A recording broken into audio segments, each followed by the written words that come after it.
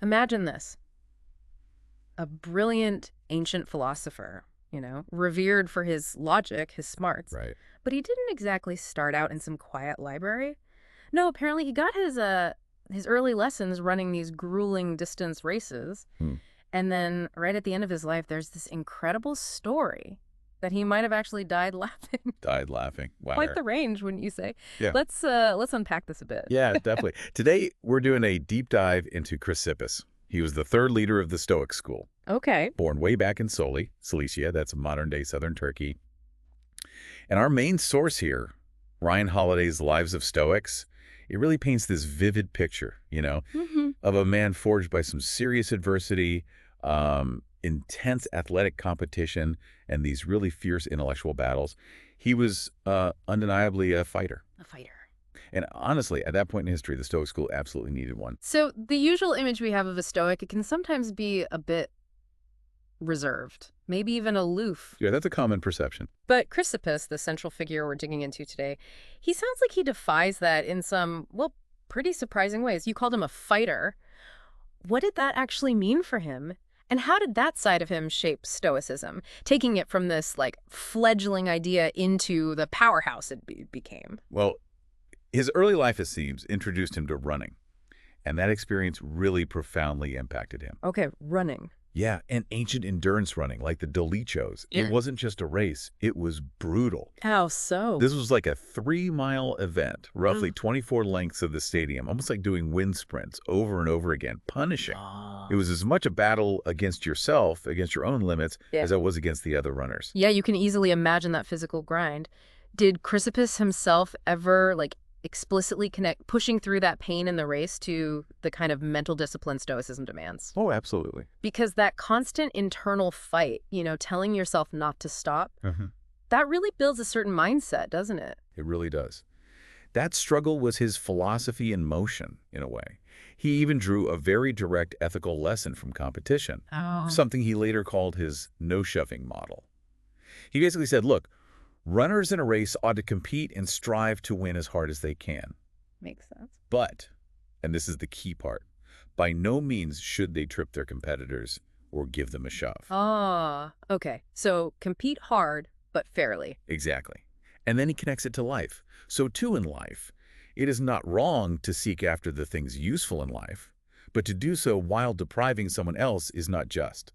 That's powerful, that idea of fairness, even in striving. And it ties right into the Stoic concept of sympathia. Right, that interconnectedness, the idea that we're all part of this larger whole. Precisely.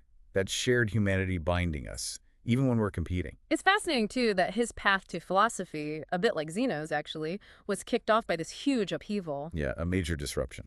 He was living in that chaotic world after Alexander the Great, right?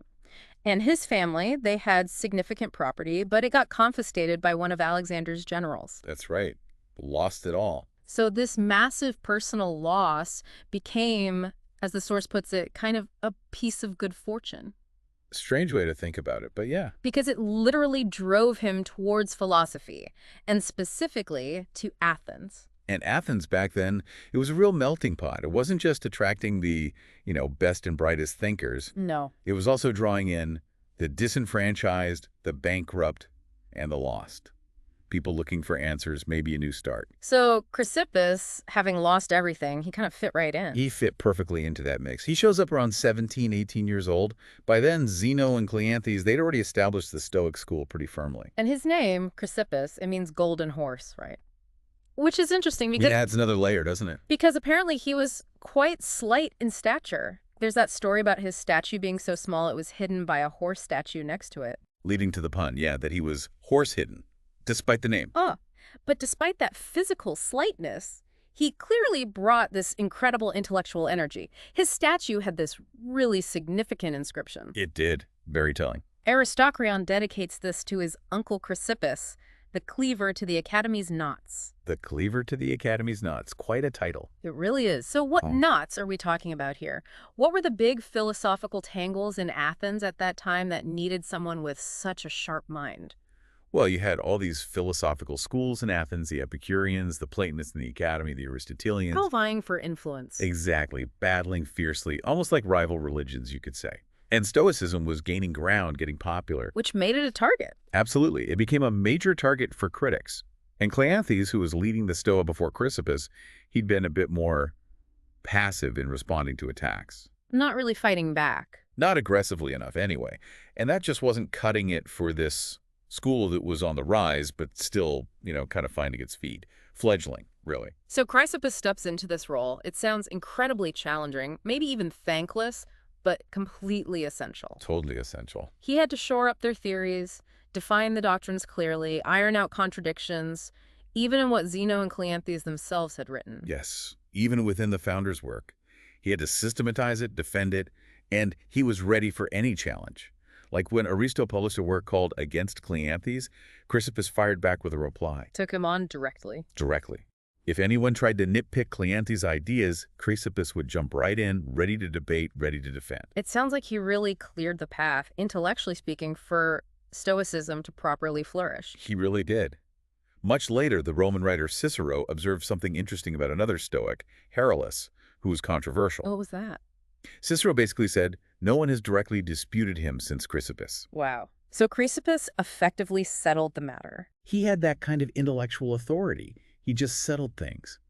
And his strategy for this intellectual combat, it was incredibly effective and maybe a bit unusual. How so? He studied the rival philosophies almost like a spy in the enemy camp. A spy. He even took classes with the leaders of Plato's academy, Arcesilaus and Lancides. Taking classes with the opposition, wasn't that seen as like conflicting loyalties? You might think so, but for him, it was purely strategic. He understood something crucial. If Stoicism was to survive, it would have to learn from its more established rivals. Know your enemy, right? Right. So he wasn't just dismissing them, he was really engaging with their ideas. It sounds a lot like what people now call steel manning. Exactly. That's a perfect modern term for it. Can you explain that a bit? How his approach was different and why it works so well? Well, instead of creating a weak caricature of his opponent's views as straw man, he did the opposite. He engaged seriously, earnestly, with their strongest argument. The steel man. Precisely. He aimed to win based on merit, on logic, not by misrepresenting the other side. He'd identify the weak points not just in their arguments, but also, and this is really important, in his own side's arguments. Huh. So he was self-critical too. Always looking to strengthen the Stoic position. He was apparently so confident in this method, he once told Cleanthes something like, just tell me the person's basic doctrines, and I'll figure out the proofs or the reputations myself. That's serious confidence, and you can see that competitiveness maybe from his running days, transferring right into philosophy. It's such a striking contrast, isn't it? Cleanthes, the former boxer, was more plodding, enduring. It's a daddy, yeah. While Chrysippus, the runner, was explosive, aggressive, always pushing. He was in it to win the argument, no doubt. But always, it seems, with this underlying commitment to fighting fairly, that no-shoving idea. There was even a saying about him in his own time, wasn't there? Something about the gods. Oh, yeah. Quite the compliment. If the gods were to take up the science of argument, they would use Chrysippus as their model. Wow. Use him as their model. That says a lot. It really does. So just how crucial was his role then in really cementing Stoicism as this major philosophical force? Well, it was immense. Maybe a bit of a timeless but, unsung role in some ways. He was the one who came in and, frankly, cleaned up the messes and excesses and contradictions left by the founders. The necessary organizer. The systematizer. He organized all of Stoic teaching. He even defined philosophy itself as the cultivation of rightness of reason. And that famous line about him. The most famous one, yeah. If there had been no Chrysippus, there would be no Stoa. Simple as that. That's about as indispensable as you can get. Absolutely. And even rivals acknowledged it. The skeptical Platonist Carneades, a major opponent, he paid Chrysippus this sort of backhanded compliment by saying, had Chrysippus not existed, I would not have existed. Meaning he needed Chrysippus's arguments to argue against. Exactly. He needed that strong opponent. So after he becomes the third leader of the Stoa, Chrysippus makes it his mission to really spread the word, right? To popularize Stoicism. He did. And he went about it differently than Zeno or Cleanthes. How so? They mostly taught in one place, the Stoa Poikile, that painted porch. Chrysippus, he sought out bigger venues like the Odeon, a concert hall. Taking it mainstream almost. And he even gave open-air lectures in the Lyceum. Wait, the Lyceum? Aristotle's old school. The very same, literally bringing his message right into the enemy's camp. bold move. Definitely bold. And he wrote a A lot. staggering amount. Over 700 volumes attributed to him. 700. Yeah, it's almost unbelievable. And a huge chunk, maybe 300 or so, were just on logic. He loved digging into these complex logical puzzles, like the liar paradox. He wrote nearly 24 works just on that one. Wow. Intense focus on logic and proof. Very much so. Which is interesting because despite that intense focus on rigorous argument, formal proof, he also had this surprising love for literature and poetry, almost playful. Really? That seems like a contrast. It does. There's even a funny story. One of his works, called Logical Questions, was actually found among the scrolls in a rival Epicurean school's library. No way. Even the competition was reading him. Shows its influence, right? Yeah. And he wrote this essay on Euripides' play Medea. Apparently, he quoted so much of the original play Oh. that people joked his essay basically was the Medea of Chrysippus. It supposedly included every word. Huh. That's dedication. Or maybe padding. Well, he was also known for citing his sources really diligently, which sounds good, but some critics at the time actually called it extraneous, like he was just showing off. Interesting. So, despite all that intellectual fire, this massive output, he lived pretty simply. Remarkably simply, yeah. Humble house, just one servant, apparently totally unimpressed by wealth or finery. Just focused on the work. Absolutely relentless work ethic, Ah. aiming for at least 500 lines of writing per day. 500 lines a day, every day. That was the goal. And he was so committed to his craft, he'd often turn down invitations, even from kings, just to stay focused. He also seems to have had this real aversion to crowds and maybe to wanting things. Yeah, definitely suspicious of wanting external things. Apparently quite shy at social gatherings. Mm-hmm. His servant even joked that when he drank a little, only his legs would get tipsy, Only his legs. meaning he stayed composed mentally, I guess. And when someone criticized him for not joining the big crowds listening to lectures, his response was pretty direct. What did he say? He just said, if I had cared about the mob, I would not have studied philosophy. Ouch. Blunt. But it gets to the heart of it. It does. And he summed up that core Stoic idea beautifully, didn't he? The wise person. Right. The wise person can make use of whatever comes his way, but is in want of nothing. Exactly. While the fool, the opposite, does not understand how to use anything, but he is in want of everything. So what does that really tell us then about the ideal Stoic life, according to Chrysippus? I think he gives us one of the best, most practical definitions. It's about to have but not want, to enjoy without needing. Having without needing. That's a great way to put it. And this belief fueled his fierce independence, especially financially. How so? He never sold his work, never charged for advice, didn't borrow or lend money. And crucially, he never accepted patronage from kings or dedicated books to them. Why not? Patronage was pretty standard back then. Because he felt it compromised your freedom. He basically said, if you accept money from a king, then you must humor him. Makes sense. You become beholden. Exactly. So by not taking the money, as the source says, nobody could tell him what to do. That's radical independence. It really is, especially in that world. But was there a downside? In his push for intellectual rigor, did his writing sometimes become, well, too dense, too obscure? I'm thinking of that later criticism from Epictetus. Ah, yes. Epictetus saying something like, if Chrysippus hadn't written so obscurely, certain philosophers have nothing to brag about. Right, implying it was unnecessarily complex. Yeah, that's a fair point. Yeah. Even virtues can be taken to excess, right? Yeah. And his precise logical style could definitely be dense. No easy reading. But the core ideas stuck around. Absolutely.